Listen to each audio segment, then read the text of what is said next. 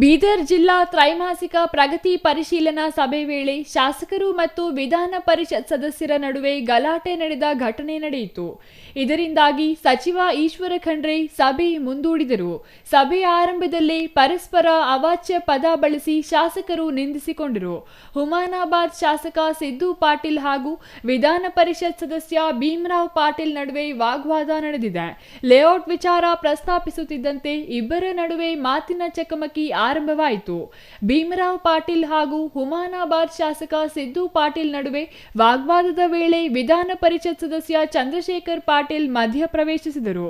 ಈ ವೇಳೆ ಪರಸ್ಪರ ಸಿದ್ದು ಪಾಟೀಲ್ ಮತ್ತು ಭೀಮರಾವ್ ಪಾಟೀಲ್ ಕೈ ಮಿಲಾಯಿಸಿದರು.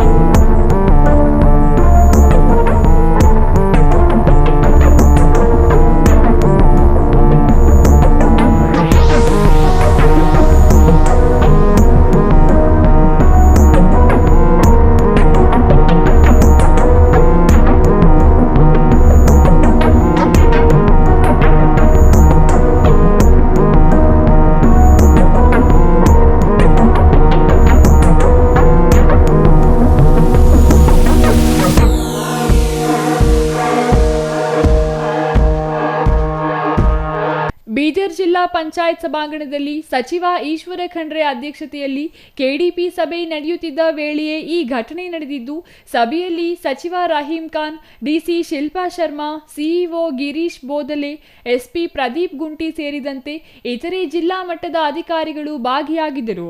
ಅಧಿಕಾರಿಗಳ ಸಮ್ಮುಖದಲ್ಲೇ ಉಭಯ ಶಾಸಕರು ಕೈ ಮಿಲಾಯಿಸಿದ್ದು ಎಲ್ಲರ ಗಮನ ಸೆಳೆಯಿತು. ಚಂದ್ರಯ್ಯ ಸ್ವಾಮಿ, ಸಿಟಿವಿ ನ್ಯೂಸ್, ಬೀದರ್.